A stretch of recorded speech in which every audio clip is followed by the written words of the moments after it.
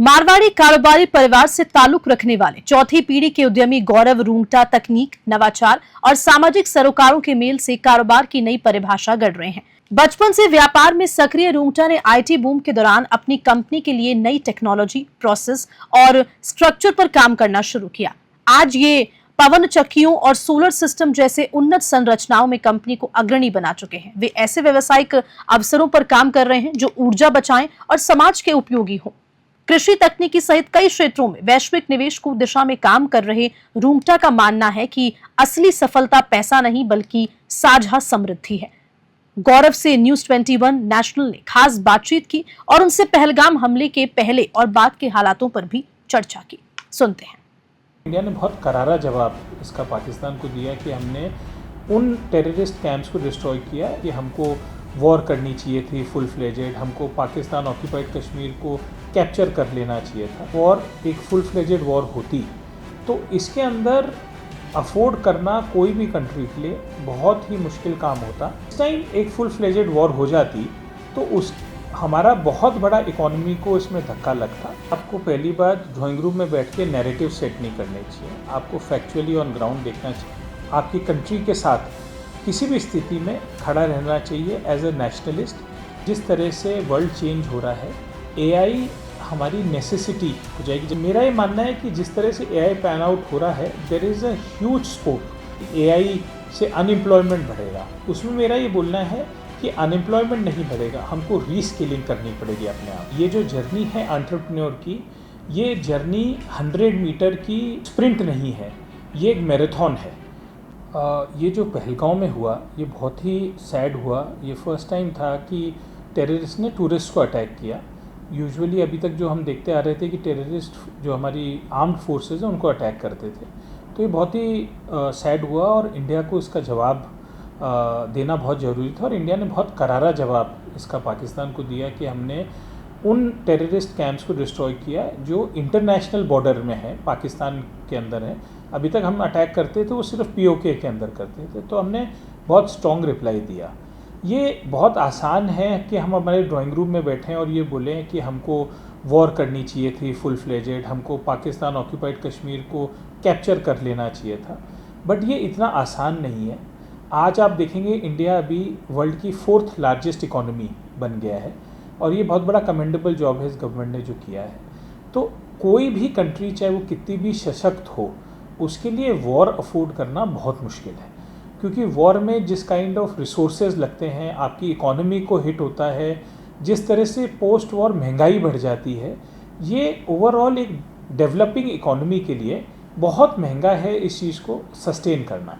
तो मेरा ये मानना है कि बहुत इजी है ये बोलना कि हम वॉर कर लें और हम ये कैप्चर कर लें। ये मेरे हिसाब से आई डोंट थिंक आज के वर्ल्ड में ये प्रैक्टिकल है। तो और अगर ये वॉर एक फुल फ्लेजेड वॉर होती तो इसके अंदर अफोर्ड करना कोई भी कंट्री के लिए बहुत ही मुश्किल काम होता। और इंडिया जो आज ग्रोथ ट्रेजेक्ट्री के ऊपर है, मेरा ये मानना है कि जैसे चाइना का जो ग्रोथ ट्रेजेक्ट्री थी जिसमें 1996 से लेके 2006 तक, ये 10 साल चाइना के डेकेड रहा जिसमें उन्होंने एक्सेलरेटेड ग्रोथ की, वैसे ही अब हम इंडिया के उस एक्सेलरेटेड ग्रोथ के अब स्टार्ट में है। तो अगर इस टाइम एक फुल फ्लेजेड वॉर हो जाती तो उस हमारा बहुत बड़ा इकोनॉमी को इसमें धक्का लगता और अफोर्ड करना बड़ा मुश्किल होता, हमारी ग्रोथ रुक जाती। जो हम वर्ल्ड की 3rd लार्जेस्ट इकोनॉमी बनने की बात कर रहे हैं, उसको एक बहुत बड़ा डेंट भी मिलता और वो बहुत ज़्यादा स्लो डाउन भी हो जाती। तो मेरे हिसाब से इट वाज रिक्वायर्ड कि इंडिया ने करारा जवाब जो दिया वो रिक्वायर्ड था, बट फुल फ्लेजेड वॉर मेरे हिसाब से एडवाइजेबल नहीं थी। और अगर आप देखें कि अगर फुल फ्लेजेड वॉर और होती तो जो डिस्ट्रक्शन हमारे रिसोर्सेज का होता, हमारे इंफ्रास्ट्रक्चर का होता, उसको रिकूप करने में और रीबिल्ड करने में बहुत टाइम लग जाता। एक तो मेरा मानना है जी कि आपको पहली बात ड्राइंग रूम में बैठ के नैरेटिव सेट नहीं करने चाहिए, आपको फैक्चुअली ऑन ग्राउंड देखना चाहिए कि क्या स्थिति है। और अगर कभी वॉर लाइक स्थिति आती है तो I think India is very well prepared for that, both in terms of हमारी जो फोर्सेस हैं वो, हमारी पब्लिक एट लार्ज हैं वो, काफ़ी हम वेल प्रिपेयर्ड हैं मेंटली और in terms of our resources. But अगर ऐसी कोई स्थिति आती है तो मेरी एडवाइस यही है कि आपको आपकी कंट्री के साथ किसी भी स्थिति में खड़ा रहना चाहिए एज अ नेशनलिस्ट। आप इंडिविजुअल बेसिस पे जो भी कंट्रीब्यूट कर सकते हैं फोर्सेस के लिए, सरकार के लिए, आपको अपना हैंड आगे एक्सटेंड करके उसको आपका कंट्रीब्यूट करना चाहिए। And post the conflict like this you should be ready to build the country and the nation again. देखिए जी, अगर हम आंखें मूंद करके बैठना चाहें तो उसका तो कोई ऑल्टरनेटिव नहीं है, but AI is reality, disruption is reality. हम जिस तरह से वर्ल्ड चेंज हो रहा है, AI हमारी नेसेसिटी हो जाएगी। जैसे एक ज़माने में हम देखते थे कि मोबाइल वॉज अ लग्जरी, आज मोबाइल इज़ अ नेसेसिटी। एक मोबाइल डिवाइस जो आपके हाथ में है वो आज सब कुछ कर सकता है।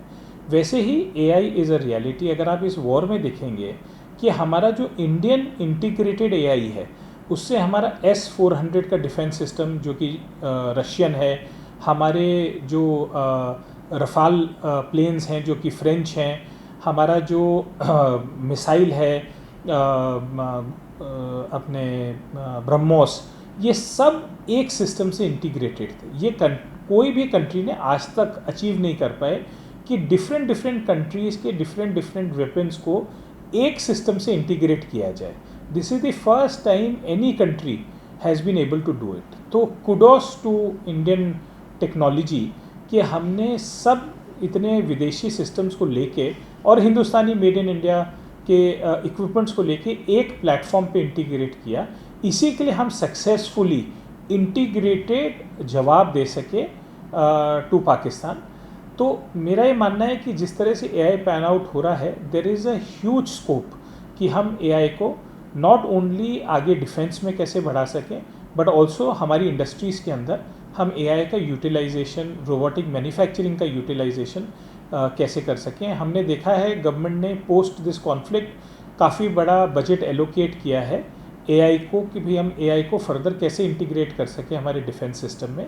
वैसे ही मेड इन इंडिया की जो वेपन्स का गवर्नमेंट ने पुश दिया है कि भाई हम कैसे हमारे इंडियन इंटीग्रेटेड वेपन्स को इंडिया में बनाएं और जो हमारे विदेशी वेपन्स जो हम खरीदते हैं उसको हम मेड इन इंडिया में मैन्युफैक्चर करें। इसका बहुत बड़ा boost after this conflict India को मिलेगा।